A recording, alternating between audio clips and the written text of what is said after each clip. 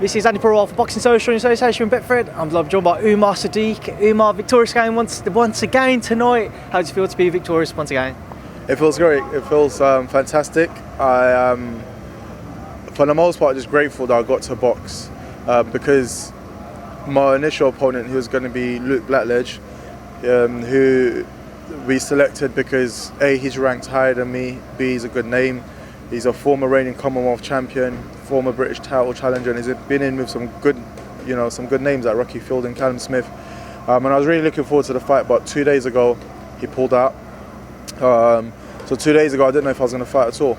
Fortunately, Kieran Thomas stepped in, and right now I'm just happy that at least I got to fight. So yeah, good, happy days.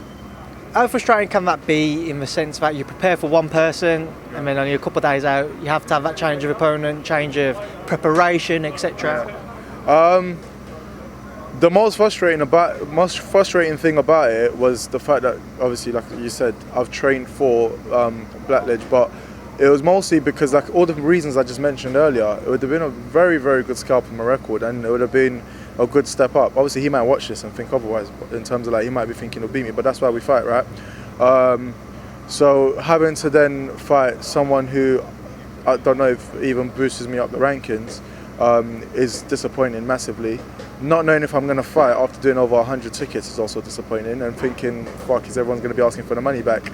But with all of that being said, in regards to the opponent changing, that doesn't bother me too much.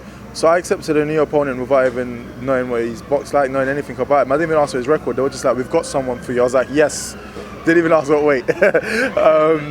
But, you know, as some people would know, I boxed as an elite in the amateurs for most of my amateur career. So I had 45 amateur fights, and only 9 of them were novice fights.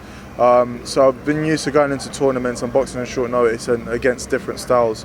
So that tends not to bother me. And I think I proved the point in stopping the guy in the second round. Now, talk about your performance tonight. How would you assess it for as short as it was? It was a performance, I think, that was entertaining for the audience in attendance. However, it wasn't necessarily to script as how my coach would have liked it. In my defense, though, similar to what you just said, we were working on Blackledge and we got someone else, so I just had to, like, freestyle things. But he was like, you didn't do this and you didn't do that, we got to get back and work and, you know, all of these things. But I'm glad he's like that, because I'm a perfectionist myself, and I'm sure I'm going to look back at the video and want to change a lot of things. There are things I already know that I want to change. But yeah, I mean, in terms of, like, keeping it long as well, I didn't always keep my range. I walked him down at times that I felt comfortable doing, and I wasn't getting hit walking him down. But again, the coach is like, why are you doing it? Don't take chances. So, you know, there's things to address, but it was a good performance all around, very entertaining, I think.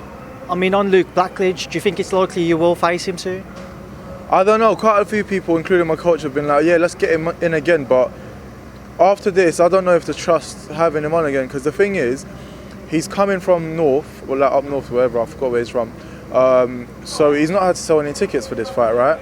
So he's really got no liability on the fight, or like no stake in the fight.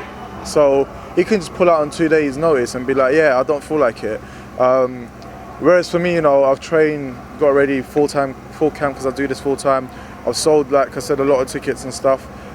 So I'm less likely to want to pull out of a fight unless I absolutely have to. Whereas I feel like for him, he can just be like, oh, I've got the shingles, you know, or whatever, which is a bit disappointing. So I don't know if I'd feel comfortable facing him again, although I'll still want the name on my record. I feel like I'll go through camp always thinking, is he going to pull out again, which is not ideal. So I don't know, it's today, you know, let's go away and think about it, but I still want to be making step ups, so at least that's the direction we're going in. I know it's early doors yet then, but away from Blackledge, how do you see the following months or maybe the next year or so planning out for yourself?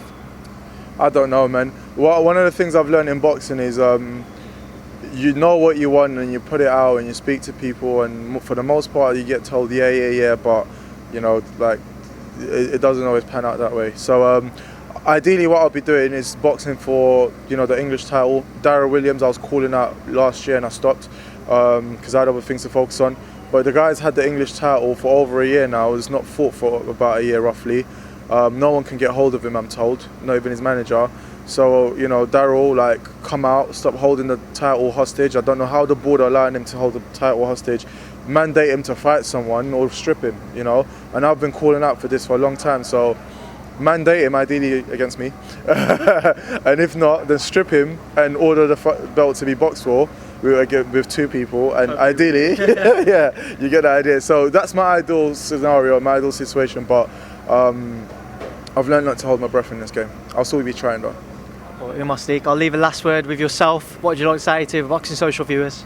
Guys, thank you for watching this far. And if you are, I love you. Keep up with my social medias, Top Boxer Sadiq on all platforms. I've got a YouTube channel as well, so please subscribe on there. I'm not taking yours because we do different content. Mine's more like lifestyle vlogging, showing you, you know, behind the scenes stuff about boxers and what we get up to. I give you intimate experiences with some boxers that you wouldn't usually get. And yeah, so subscribe, follow me. The journey keeps going on. I've been on a good run recently. I've had 4 fights this year so far. I've stopped 3 of them. And the one I didn't stop was the last fight. He should have been stopped.